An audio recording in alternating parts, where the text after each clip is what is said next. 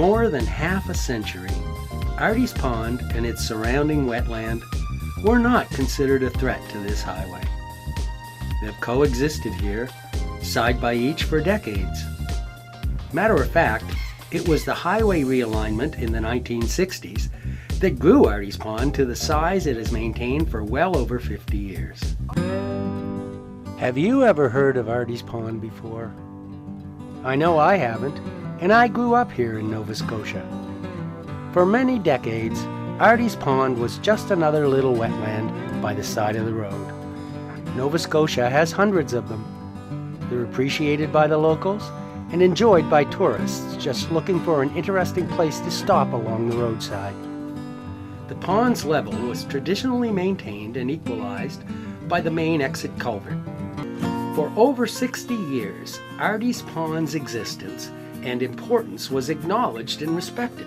July and August of 2014 saw a marked increase in the frequency of the Department of Transportation's clearing of the main culvert. Local residents became concerned after development began on a small point of land that protrudes into Arties Pond.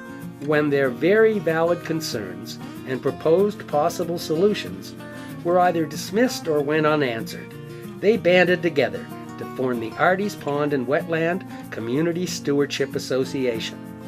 And that's where this story begins.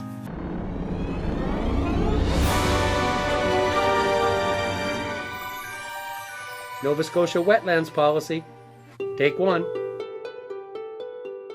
The Nova Scotia government realizes that effective wetland conservation and the prevention of net loss wetlands is unlikely to be achieved through policy alone, and acknowledges the critical role of voluntary stewardship by Nova Scotians in the success of any wetland conservation efforts in the province. Voluntary stewardship is critical, you say? Here's years' worth of examples of their voluntary stewardship.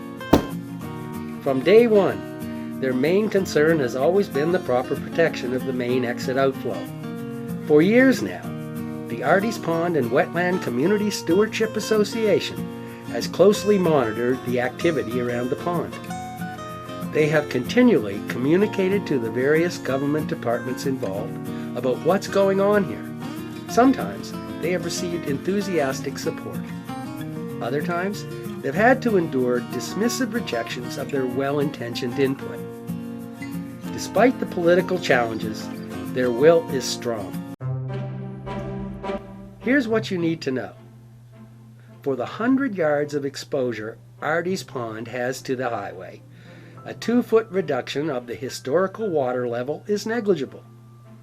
However, the effects of that same 2-foot drop on the acres of wetland surrounding the pond are immediate and catastrophic.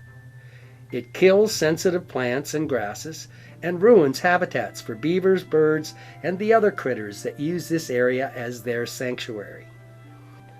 When I was visiting the pond in June, the main outflow was completely clogged. From even a foot away, I couldn't hear water leaving the culvert.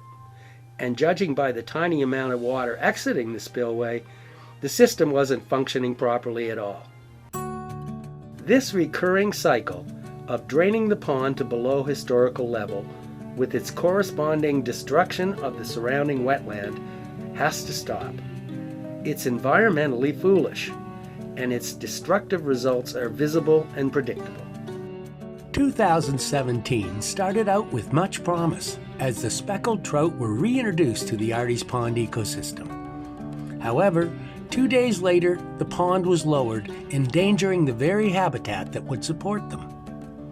In 2018, despite DTIR having been informed of the date days in advance of the imminent restocking of the pond, it was lowered mere hours after the reintroduction. Different government departments' actions should be coordinated and complementary, not demonstrably violating each other's policies. This is the latest solution to the perceived dangers that Arties Pond presents. It looks like it was designed to permanently lower the water level to below the outflow level. And tragically, if it works, Arties Pond will never achieve its 60-year historical level, and its wetland, for the most part, will be lost forever. Water level management solutions are in use all over North America. This scale model was crafted to show exactly how it would function on this specific culvert.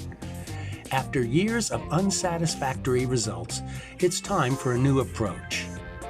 In just this year alone, the pond's level has been lowered numerous times. It's time for a solution that works. Now, I may be just a boy from away, but it seems to a simple fellow like me that if their solution works, everybody wins and nobody loses. The Arties Pond and Wetland Community Stewardship Association is hoping that sooner rather than later, the powers that make these decisions finally take yes for an answer. Yes to local stewardship, and yes to wetland preservation.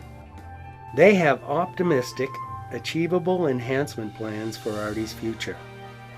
But without a permanent, reliable water level management system, the environmentally sensitive flora and fauna of the wetlands surrounding Arties Pond are doomed.